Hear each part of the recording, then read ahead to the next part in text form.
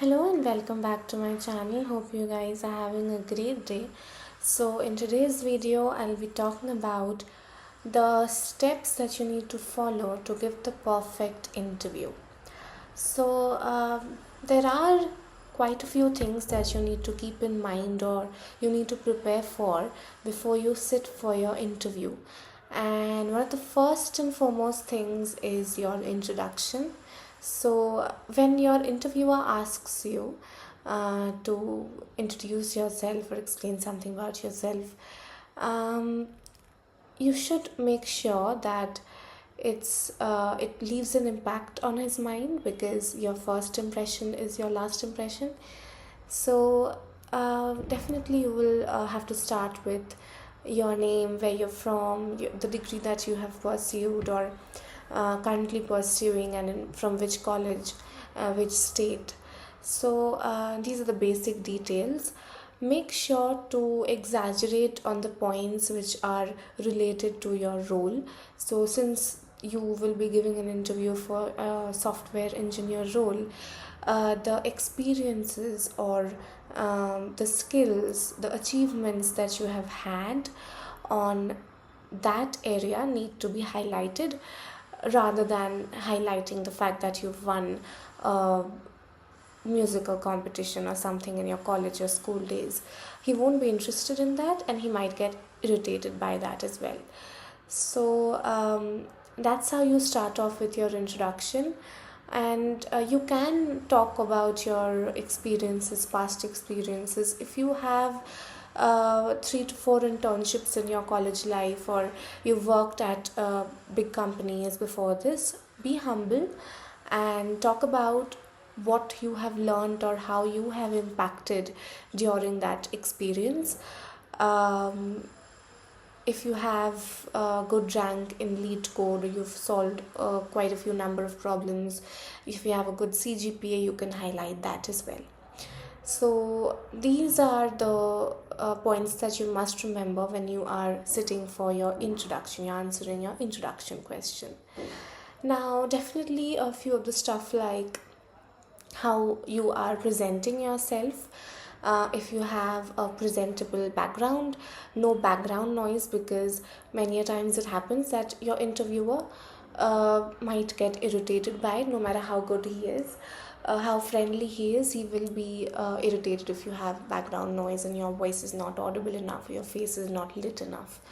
So make sure to have these things on point before you start with your interview. After this, what you have to actually look into, the most important stuff, is you will be having a few DSA rounds. It varies the number of rounds that you'll have to sit for in different companies, but DSA rounds are a must. They will be there at some point of time.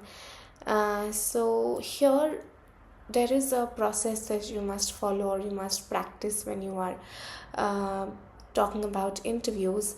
So you don't have to jump to the correct solution at the first go. Even if you are aware of the question, the problem, the solution of it, you've done it before, you don't have to show it to the interviewer. It is your advantage, right? So you will have to start with the brute force approach. And before that also, you must clarify from the interviewer that yes, what I have understood of the problem is what you want me to do, what you want me to solve. So if I have these few test cases, then this is how it's supposed to behave, my solution. So after you've clarified this, you will have to start with your brute force approach.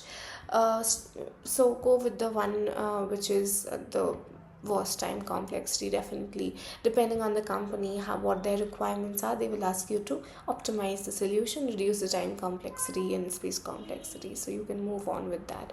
This is how you can cover up the time of your interview, and your interviewer knows your thought process is going in the right direction. And definitely voice your thoughts, think out loud. So whenever you are writing any piece of code, or writing any if else, or using a data structure, explain why have you used it, why are you using the for loop, why is it better than other approaches. So that your interviewer knows that yes, you exactly know what you're doing, you're not in a vague position, right?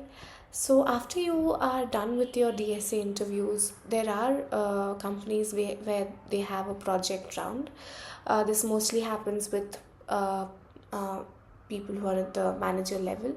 So when you are explaining about your projects, you need to make sure you are highlighting a few things like the tech stacks that you've chosen for that project, and definitely if you have the number of tech stacks mentioned in the job description of their opening, you must try to align your projects, the projects that where you have used the same tech stacks, you're aligning that in your resume.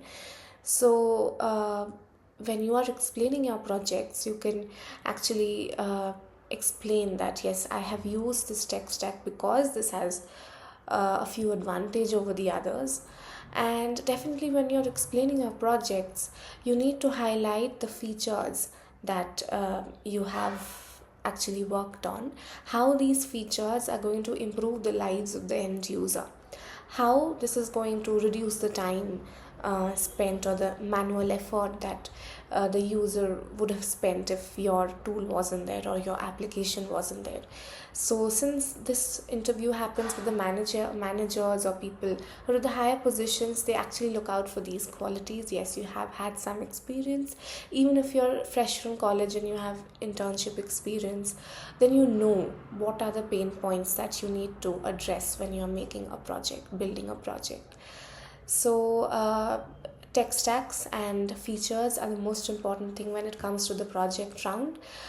Code, your interviewer is not interested to judge your code at this stage, because yes, you have had your DSA rounds. They know that yes, you know the basics, and whatever tech stack you'll be assigned, you'll be able to adapt yourself or learn the new technology.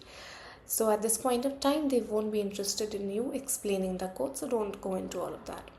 So after your project round gets over, most companies have an HR round.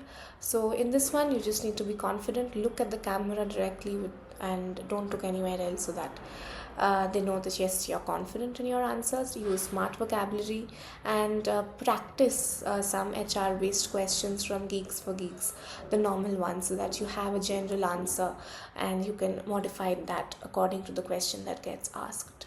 So these are the points that you must remember when you are sitting for any interview. I hope you found this video helpful. I have got a number of people asking me to give tips and tricks about how to crack any interview. So hope you found this video helpful, and if you are liking my content, then please like, share and subscribe to my channel.